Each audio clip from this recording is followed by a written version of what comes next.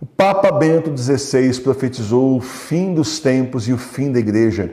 E muitos daqueles que hoje criticam o Papa Bento XVI, eles são, assim, pessoas que ou são ignorantes ou são mal intencionados mesmo.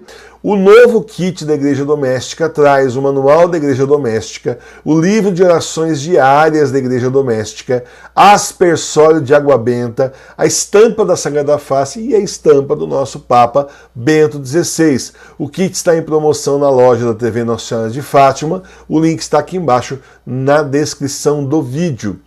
O Papa Bento XVI profetizou o fim dos tempos e o fim da Igreja. Sim, o Papa Bento XVI fez uma profecia mostrando o que ia acontecer com a Igreja no final dos tempos. E o final dos tempos nós já estamos vivendo. A Igreja seria tomada por políticos, seria tomada por interesses do mundo. E então, tão majestosa, com seus templos tão maravilhosos que nós e muitos dos nossos antepassados ajudaram a construir, seria tomada pela igreja falsa. E a igreja verdadeira se retiraria dali. E a igreja verdadeira se reuniria nas casas, como já está acontecendo na igreja doméstica hoje. E seria levada à frente por leigos e leigas, pessoas chamadas por nosso Senhor Jesus Cristo, ministros de nosso Senhor nesse mundo, para levar a palavra, para levar os sacramentos. Leigos sim, mas pelo batismo, filhos de Deus em nosso Senhor Jesus Cristo.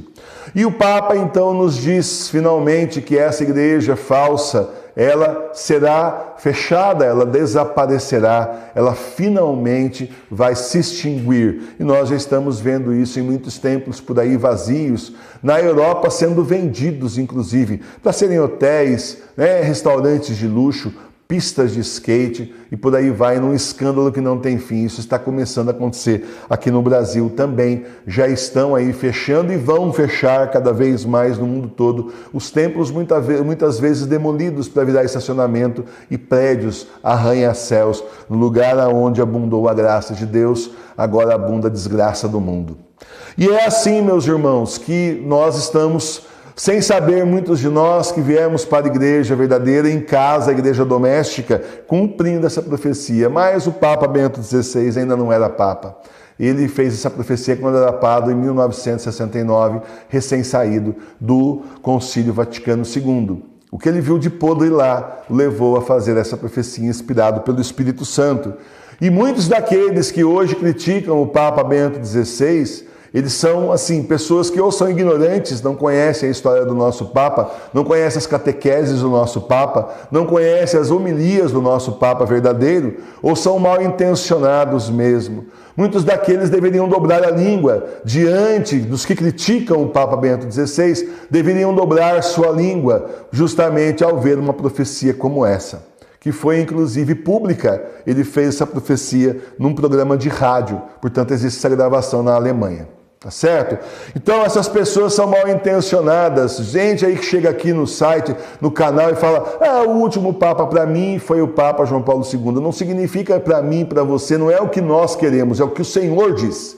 Então você que tem essa intenção, que vai assistir essa reflexão mais tarde, não está interessando a nossa opinião, interessa a opinião do céu.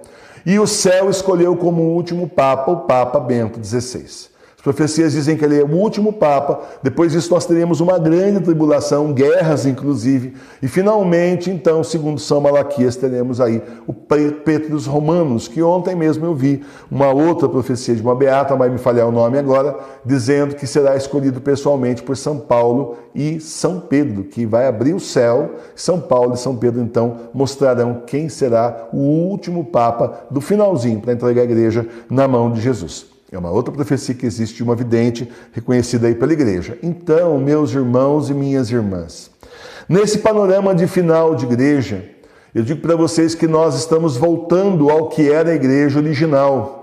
E a igreja original, ela era maciçamente perseguida.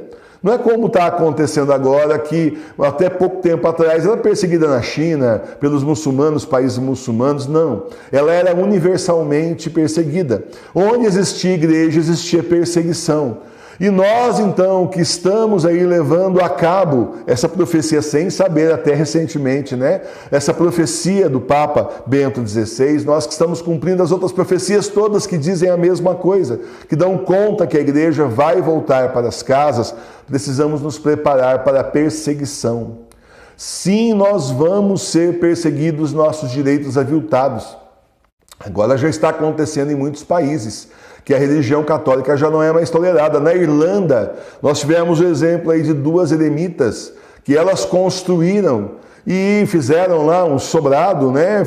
No eremitério, no sobrado, no edifício principal, e tinha depois as celas delas, a igreja, em outros pontos do terreno.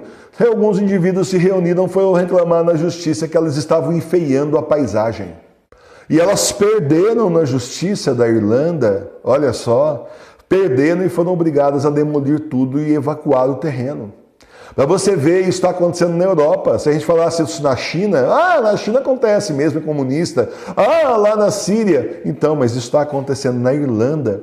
Na França, se você sair com uma cruz, como eu tenho aqui, a cruz da Sagrada Face no pescoço, né? Se você sair com uma cruz, você já é preso e multado. Se você sair com uma camiseta de família, com 4 hominhos, 4 bonequinhos, né? Um hominho, o pai, a mãe e mais 2 crianças, pronto, você já é multado, você está ofendendo as pessoas por estar falando de família. É desse jeito. Isso está chegando aqui a nós.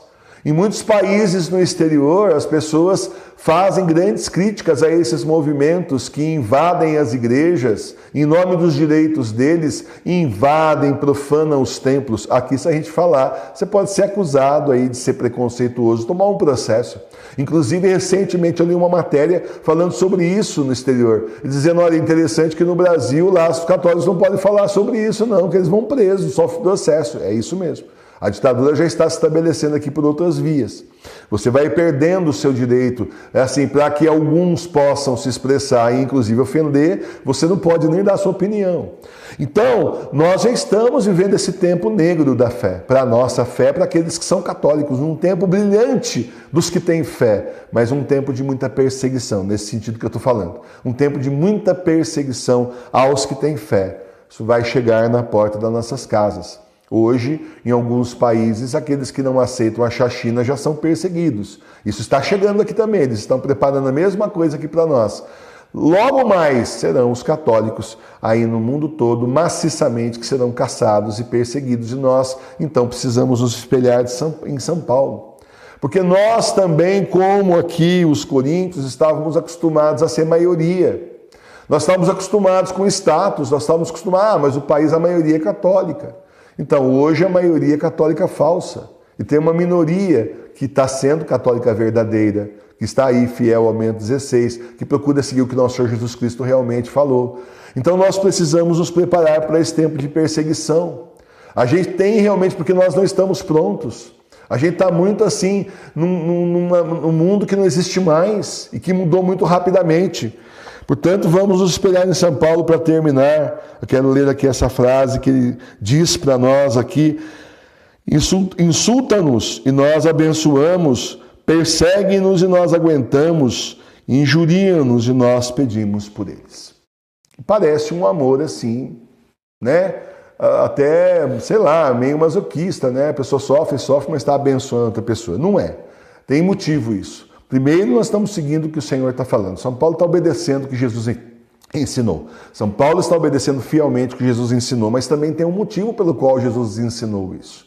Se você conhecer mais as profecias dos santos e santas, as visões que Jesus mostrou para tantos santos e santas a respeito do inferno, você vai ver que essas pessoas, elas têm muito para se arrepender e não vai dar tempo. Muitos deles são pecadores contumazes, são aí aquelas pessoas que vão pecar até o final dos tempos, eles são impenitentes finais.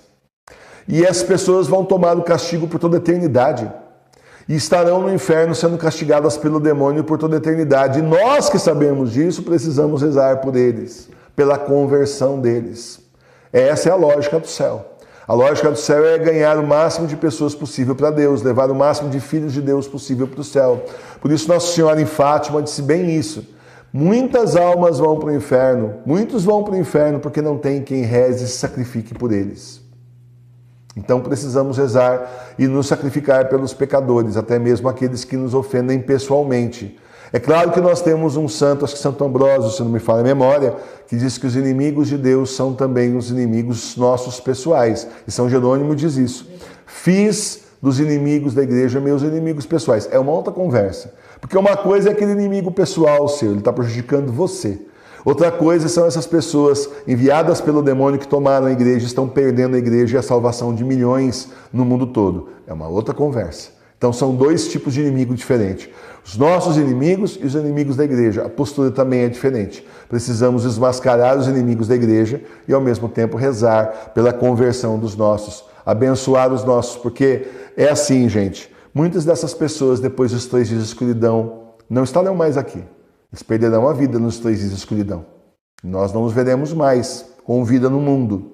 Eles estão condenados desde já se não mudarem de atitude. E é por isso que nós, então, precisamos pedir a graça do Senhor de abrir os olhos e convertê-los. Tem tido muita conversão por aí. Tem até satanistas que estão se convertendo, maçons que estão se convertendo.